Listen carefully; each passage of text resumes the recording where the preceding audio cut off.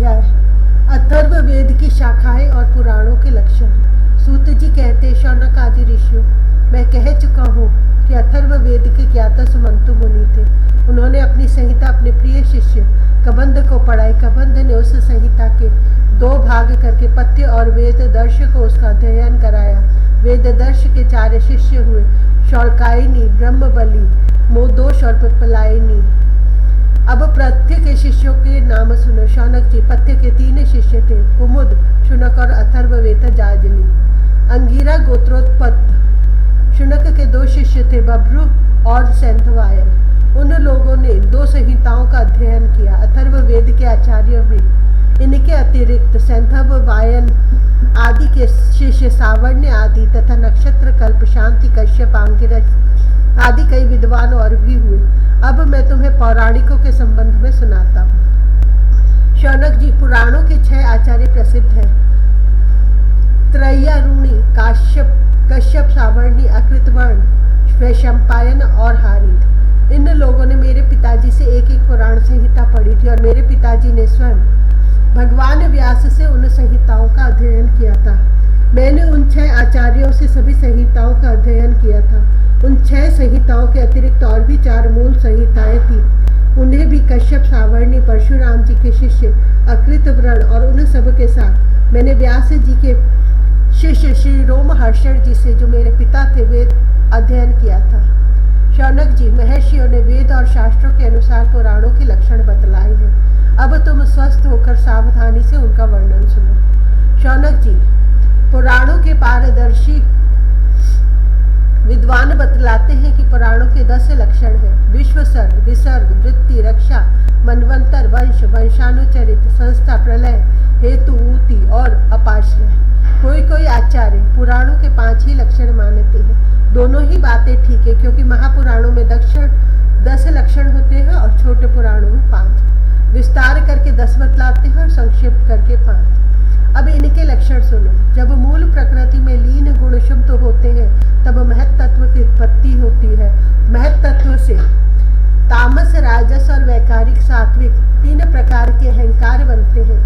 त्रिविध अहंकार से ही पंच तन्मात्रा, इंद्रिय और विषयों की उत्पत्ति होती है और इसी उत्पत्ति क्रम का नाम सर्ग है। परमेश्वर के अनुग्रह से सृष्टि का सामर्थ्य प्राप्त करके महत तत्व आदि पूर्व कर्मों के अनुसार अच्छी और बुरी वासनाओं की प्रधानता से जो यह चराचर शरीरात्मक जीव की उपाधि की सृष्टि होती है, एक बीज से दूसरे बीज के समान, इसी को भी सर्ग कहते हैं। 4 प्राणियों की अचर पदार्थ वृत्ति अर्थात जीवन निर्वाह की सामग्री है। चर प्राणियों के दुग्ध आदि भी। इनमें से मनुष्य ने कुछ तो स्वभाववश कामना के अनुसार निश्चित कर ली है और कुछ ने शास्त्र की आज्ञा अनुसार।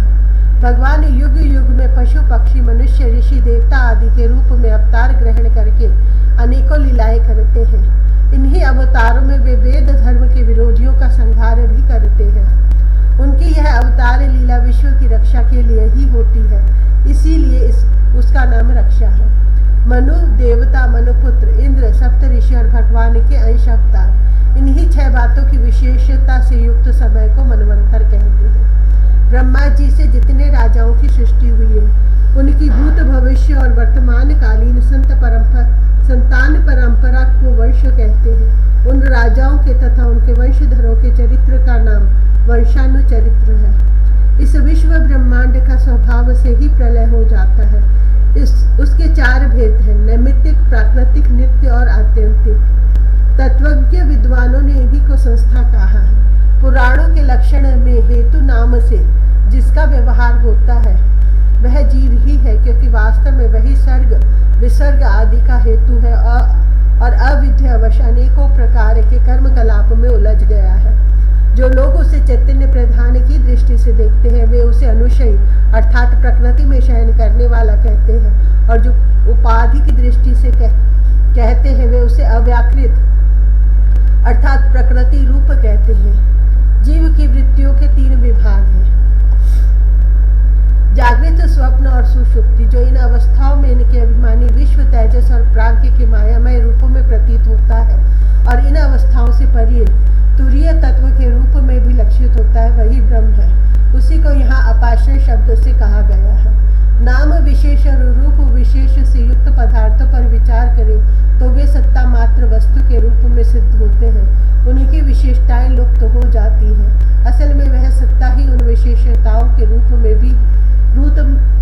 में प्रतीत भी हो रही है और उनसे पृथक भी है। ठीक इसी न्याय से शरीर और विश्व ब्रह्मांड की उत्पत्ति से लेकर मृत्यु और महाप्रलय पर्यंत जितनी भी विशेष अवस्थाएं हैं, उनके रूप में परम सत्य स्वरूप ब्रह्म ही प्रतीत हो रहा है और वह उनसे सर्वथा पृथक भी है।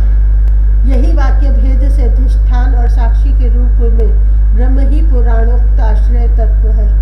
जब चित्त स्वयं आत्मविचार अथवा योग अभ्यास के द्वारा सत्वगुण, रजोगुण, तमोगुण संबंधी व्यावहारिक वृत्तियों और जागृत स्वप्न आदि स्वाभाविक वृत्तियों का त्याग करके उपराम हो जाता है, तब शांत वृत्ति में तत्वमसि आदि महावाक्यों के द्वारा आत्मज्ञान का उदय होता है।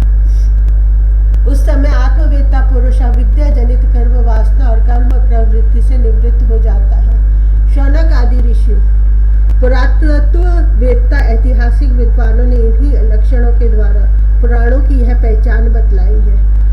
ऐसे लक्षणों से युक्त छोटे बड़े 18 पुराण हैं। उनके नाम ये हैं: ब्रह्म पुराण, पद्म पुराण, विष्णु पुराण, शिव पुराण, लिंग पुराण, गरुड़ पुराण, नारद पुराण, भागवत पुराण, अग्नि पुराण, स्कंद पुराण, भविष्य पुराण, ब्रह्म वैवर्त पुराण, मार्कंडेय पुराण, वामन पुराण, वराह पुराण, मत्स्य पुराण, कूर्म पुराण और ब्रह्मांड पुराण।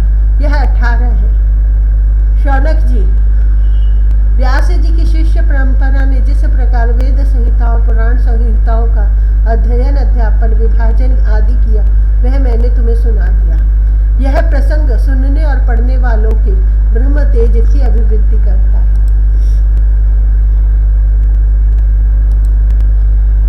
18वां अध्याय, 8वां अध्याय, मार्कंडेय जी की तपस्या और वर प्राप्ति।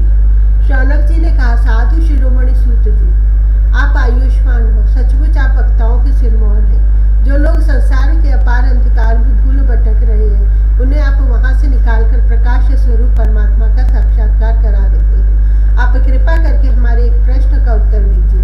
लोग कहते हैं कि मृकंड ऋषि के पुत्र मार्कंडेय ऋषि चिरायु है और जिस समय प्रलय ने सारे जगत को निगल लिया था, उस समय भी वे बचे रहे। परंतु सूत जी, वे तो इसी कल्प में हमारे ही वंश में उत्पन्न हुए, एक श्रेष्ठ भृगुवंशी, और जहाँ तक हमें मालूम है, इस कल्प में अब तक प्राणियों का कोई प्रलय नहीं हुआ है। ऐसी स्थिति में यह बात कैसे सत्य हो सकती है कि जिस समय सारी पृथ्वी प्रलयकालीन समुद्र में डूब गई थी, उस समय मार्कंडेय जी उसमें डूब उतरा रहे थे और उन्होंने अक्षयवट के पत्ते के दोनों में अत्यंत अद्भुत और सोए हुए बाल मुकुंद का दर्शन किया। सूत जी, हमारे मन में बड़ा संदेह है और इस बात को जानने की बड़ी उत्कंठा है। आप बड़े योगी हैं, पौराणिकों में सम्मानित है। आप कृपा करके हमारा यह संदेह मिटा दीजिए। सूत जी ने कहा, शौनक जी, आपने बड़ा सुंदर प्रश्न किया। इससे लोगों का भ्रम मिट जाएगा और सबसे बड़ी बात तो यह है कि इस कथा में भगवान नारायण की महिमा है। जो इसका गान करता है, उसके सारे कलिमल नष्ट हो जाते हैं। शौनक जी, मृकंड ऋषि ने अपने पुत्र मार्कंडेय के सभी संस्कार समय समय पर किए। मार्कंडेय जी विधि पूर्वक वेदों का अध्ययन करके तपस्या और स्वाध्याय से संपन्न हो गए थे। उन्होंने आजीवन ब्रह्मचर्य का व्रत ले रखा था, शांत भाव से रहते थे, सिर पर जटाएं बढ़ा रखी थी, वृक्षों की छाल का ही वस्त्र पहनते थे। वे अपने हाथों में कमंडलू और दंड धारण करते, शरीर पर यज्ञोपवीत और मेखला शोभायमान रहती। काले मृग का चर्म, रुद्राक्ष माला और कुश, यही उनकी पूंजी थी। यह सब उन्होंने अपने आजीवन ब्रह्मचर्य व्रत की पूर्ति के लिए ही ग्रहण किया था। वे सायंकाल और प्रातःकाल अग्निहोत्र, सूर्योपस्थान, गुरु वंदन, ब्राह्मण सत्कार, मानस पूजा और मैं परमात्मा का स्वरूप ही हूँ, इस प्रकार की भावना आदि के द्वारा भगवान की आराधना करते। साय प्रातः भिक्षा लाकर गुरुदेव के चरणों में निवेदन कर देते और मौन हो जाते। गुरुजी की आज्ञा होती तो एक बार खा लेते, अन्यथा उपवास कर लेते। मार्कंडेय जी ने इस प्रकार तपस्या और स्वाध्याय में तत्पर रहकर करोड़ों वर्षों तक भगवान की आराधना की और इस प्रकार उन्होंने उस मृत्यु पर भी विजय प्राप्त कर ली जिसको जीतना बड़े बड़े योगियों के लिए भी कठिन है। मार्कंडेय जी की मृत्यु विजय को देखकर ब्रह्मा, भृगु, शंकर, दक्ष प्रजापति, ब्रह्मा जी के अन्य पुत्र तथा मनुष्य, देवता, पितर एवं अन्य सभी प्राणी अत्यंत विस्मित हो गए। आजीवन ब्रह्मचर्य व्रतधारी एवं योगी मार्कंडेय जी इस प्रकार तपस्या, स्वाध्याय और संयम आदि के द्वारा अविद्या आदि सारे क्लेशों को मिटाकर शुद्ध है शुद्ध अंतःकरण से इंद्रियातीत परमात्मा का ध्यान करने लगे। योगी मार्कंडेय जी महायोग के द्वारा अपना चित्त भगवान के स्वरूप में जोड़ते रहे। इस प्रकार साधन करते करते बहुत समय 6 मनवंतर व्यतीत हो गए। ब्रह्मन इस 7वें मनवंतर में जब इंद्र को इस बात का पता चला तब तो वे उनकी तपस्या से शंकित और भयभीत हो गए। इसलिए उन्होंने उनकी तपस्या में विघ्न डालना आरंभ कर दिया।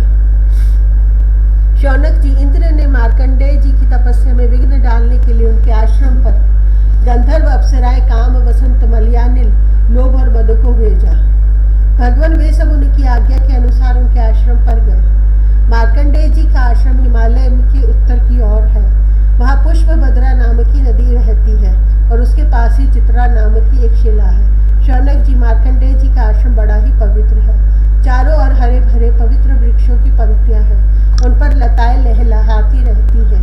वृक्षों के झुरमुट में स्थान स्थान पर पुण्यात्मा ऋषिगण निवास करते हैं और बड़े ही पवित्र एवं निर्मल जल से भरे जलाशय सब ऋतुओं में एक से ही रहते हैं।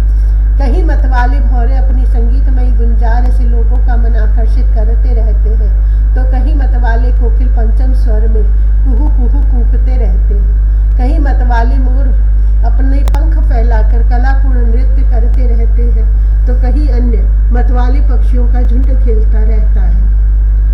मार्कंडेय मुनि के ऐसे पवित्र आश्रम में इंद्र के भेजे हुए वायु ने प्रवेश किया। वहां उसने पहले शीतल झरनों की नन्ही फुइयां संग्रह की। इसके बाद सुगंधित पुष्पों का आलिंगन किया और फिर काम भाव को उत्तेजित करते हुए धीरे धीरे बहने लगा। कामदेव के प्यारे सखा वसंत ने भी अपनी माया फैलाई। संध्या का समय था। चंद्रमा उदित हो अपनी मनोहर किरणों का विस्तार कर रहे थे। सहस्र सहस्र डालियों वाले वृक्ष लताओं का आलिंगन पाकर धरती तक झुके हुए थे। नई नई कोंपलों, फलों और फूलों के गुच्छे अलग ही शोभायमान हो रहे थे। वसंत का साम्राज्य देखकर कामदेव ने भी वहां प्रवेश किया। उनके साथ गाने बजाने वाले गंधर्व झुंड के झुंड चल रहे थे। उसके चारों ओर बहुत सी स्वर्गीय अप्सराएं चल रही थी और अकेला काम ही सबका नायक था। उसके हाथों में पुष्पों का धनुष और उस पर सम्मोहन आदि बाण चढ़े हुए थे। उस समय मार्कंडेय मुनि अग्निहोत्र करके भगवान की उपासना कर रहे थे। उनके नेत्र बंद थे। वे इतने तेजस्वी थे मानो स्वयं अग्निदेव ही मूर्तिमान होकर बैठे हों। उनको देखने से ही मालूम हो जाता था कि इनको पराजित कर सकना बहुत ही कठिन है। इंद्र के आज्ञाकारी सेवकों ने मार्कंडेय मुनि को इसी अवस्था में देखा। अब अप्सराएं उनके सामने नाचने लगी।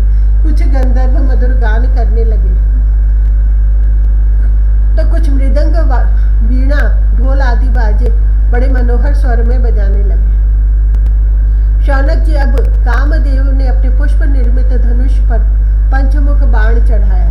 उस बाण के 5 मुख हैं: शोषण, दीपन, सम्मोहन, तापन और उन्मादन। जिस समय वह निशाना लगाने की ताक में था, उस समय इंद्र के समस्त सेवक वसंत और लोभ मार्कंडेय मुनि का मन विचलित करने के लिए प्रयत्नशील थे। उनके सामने ही पुंजिक स्थली नाम की सुंदरी अप्सरा गेंद खेल रही थी। स्तनों के भार से बार बार उसकी कमर लचक जाया करती थी। साथ ही उसकी चोटियों में गुथे हुए सुंदर सुंदर पुष्प और मालाएं बिखर कर धरती पर गिरती जा रही थी।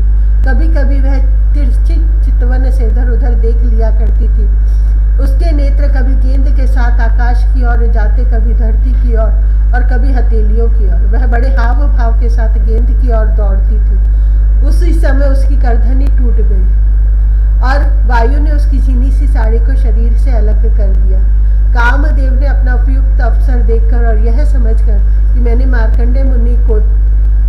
अब मार्कंडेय मुनि को मैंने जीत लिया, उसने उनके ऊपर अपना बाण छोड़ा, परंतु उसकी एक न चली।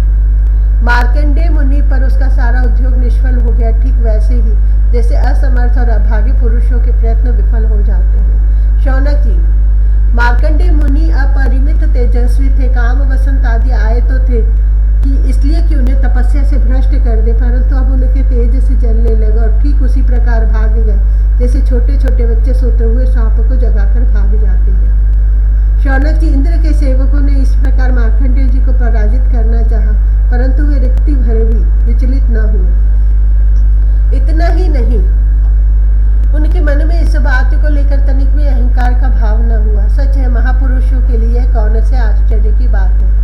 जब देवराज इंद्र ने देखा कि कामदेव अपनी सेना के साथ निस्तेज हतप्रभ होकर लौटा है और सुना कि ब्रह्म ऋषि मार्कंडेय जी परम प्रभावशाली है, तब उन्हें बड़ा ही आश्चर्य हुआ। शौनक जी मार्कंडेय मुनि तपस्या, स्वाध्याय, धारणा, ध्यान और समाधि के द्वारा भगवान में चित्त लगाने का प्रयत्न करते रहते थे। अब उन पर कृपा प्रसाद की वर्षा करने के लिए मुनिजन नयन मनोहारी नरोत्तम नर और भगवान नारायण प्रकट हुए। उन दोनों में एक का शरीर गौरवर्ण था और दूसरे का श्याम। दोनों के ही नेत्र तुरंत के खिले हुए कमल के समान कोमल और विशाल थे। चार भुजाएं थी, एक मृग चर्म पहने हुए थे तो दूसरे वृक्ष की छाल। हाथों में कुश लिए हुए थे और गले में तीन सूत्र के यज्ञोपवीत शोभायमान थे। वे कमंडलू और बांस का सीधा दंड ग्रहण किए हुए थे। कमल गट्टे की माला और जीवों को हटाने के लिए वस्त्र की कूंची भी रखे हुए थे।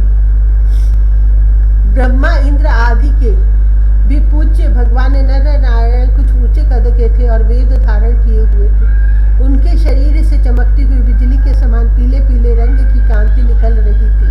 वे ऐसे मालूम होते थे मानो स्वयं तप ही मूर्तिमान हो गया हो। जब मार्कंडेय मुनि ने देखा कि भगवान के साक्षात स्वरूप नर नारायण ऋषि पधारे हैं, तब वे बड़े आदर भाव से उठकर खड़े हो गए और धरती पर दंडवत लौटकर साष्टांग प्रणाम किया। भगवान के दिव्य दर्शन से उन्हें इतना आनंद हुआ कि उनके रोम रोम, उनकी सारी इंद्रियां और अंतःकरण शांति के समुद्र में गोता खाने लगा। शरीर पुलकित हो गया, नेत्रों में आंसू उमड़ आए, जिनके कारण वे उन्हें भर आंख देख भी न सकते। तदंतर वे हाथ जोड़कर उठ खड़े हुए। उनका अंग अंग भगवान के सामने झुका जा रहा था। उनके हृदय में उत्सुकता तो इतनी थी मानो वे भगवान का आलिंगन कर लेंगे। उनसे और कुछ तो बोला न गया। गदगद वाणी से केवल इतना ही कहा, नमस्कार नमस्कार। इसके बाद उन्होंने दोनों को आसन पर बैठाया, बड़े प्रेम से उनके चरण पखारे और अर्घ्य, चंदन, धूप और माला आदि से उनकी पूजा करने लगे। भगवान नर नारायण सुखपूर्वक आसन पर विराजमान थे और मार्कंडेय जी पर कृपा प्रसाद की वर्षा कर रहे थे। पूजा के अनंतर मार्कंडेय मुनि ने उन सर्वश्रेष्ठ मुनि वेशधारी नर नारायण के चरणों में प्रणाम किया और यह स्तुति की। मार्कंडेय मुनि ने कहा, भगवान मैं अल्पज्ञ जीव, भला आपकी अनंत महिमा का कैसे वर्णन करूं। आपकी प्रेरणा से ही संपूर्ण प्राणियों, ब्रह्मा, शंकर तथा मेरे शरीर में भी प्राण शक्ति का संचार होता है और फिर उसी के कारण वाणी, मन और इंद्रियों में भी बोलने, सोचने, विचारने और करने जानने की शक्ति आती है। इस प्रकार सबके प्रेरक और परम स्वतंत्र होने पर भी आप अपना भजन करने वाले भक्तों के प्रेम बंधन में बंधे हुए हैं। प्रभु, आपने केवल विश्व की रक्षा के लिए ही जैसे मत्स्य कूर्म आदि अनेकों अवतार ग्रहण किए हैं, वैसे ही आपने ये दोनों रूप भी त्रिलोकी के कल्याण, उसकी दुख निवृत्ति और विश्व के प्राणियों को मृत्यु पर विजय प्राप्त कराने के लिए ग्रहण किया है। आप रक्षा तो करते ही हैं, मकड़ी के समान अपने से ही इस विश्व को प्रकट करते हैं और फिर स्वयं अपने में ही लीन कर लेते हैं। आप चराचर का पालन और नियमन करने वाले हैं। मैं आपके चरण कमलों में प्रणाम करता हूँ, जो आपके चरण कमलों की शरण ग्रहण कर लेते हैं। उन्हें कर्म, गुण और काल जनित क्लेश स्पर्श भी नहीं कर सकते। वेद के मर्म के ऋषि मुनि आपकी प्राप्ति के लिए निरंतर आपका स्तवन, वंदन, पूजन और ध्यान किया करते हैं। प्रभु, जीव के चारों ओर भय ही भय का बोलबाला है, औरों की तो बात ही क्या। आपके काल रूप से स्वयं ब्रह्मा भी अत्यंत भयभीत रहते हैं, क्योंकि उनकी आयु भी सीमित केवल 2 परार्ध की है। फिर उनके बनाए हुए भौतिक शरीर वाले प्राणियों के संबंध में तो कहना ही क्या। ऐसी अवस्था में आपके चरण कमलों की शरण ग्रहण करने के अतिरिक्त और कोई भी परम कल्याण तथा सुख शांति का उपाय हमारी समझ में नहीं आता, क्योंकि आप स्वयं ही मोक्ष स्वरूप हैं। भगवान, आप समस्त जीवों के परम गुरु, सबसे श्रेष्ठ और सत्य ज्ञान स्वरूप है। इसलिए आत्मस्वरूप को ढक देने वाले देह, गेह आदि निष्फल, असत्य, नाशवान और प्रतीति मात्र पदार्थों को त्याग कर मैं आपके चरण कमलों की ही शरण ग्रहण करता हूँ। कोई भी प्राणी यदि आपकी शरण ग्रहण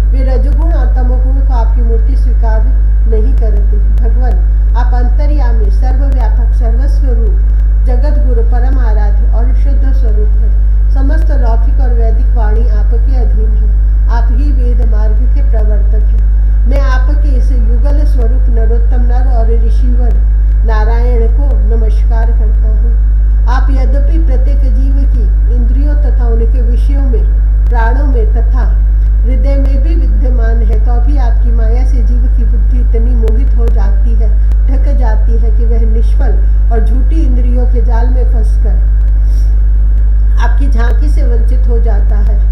किंतु सारे जगत के गुरु तो आप ही हैं, इसलिए पहले अज्ञानी होने पर भी जब आपकी कृपा से उसे आपके ज्ञान भंडार वेदों की प्राप्ति होती है, तब वह आपके साक्षात दर्शन कर लेता है। प्रभु, वेद में आपका साक्षात्कार कराने वाला वह ज्ञान पूर्ण रूप से विद्यमान है, जो आपके स्वरूप का रहस्य प्रकट करता है। ब्रह्मा आदि बड़े बड़े प्रतिभाशाली मनीषी उसे प्राप्त करने का यत्न करते रहने पर भी मोह में पड़ जाते हैं। आप भी ऐसे लीला विहारी हैं कि विभिन्न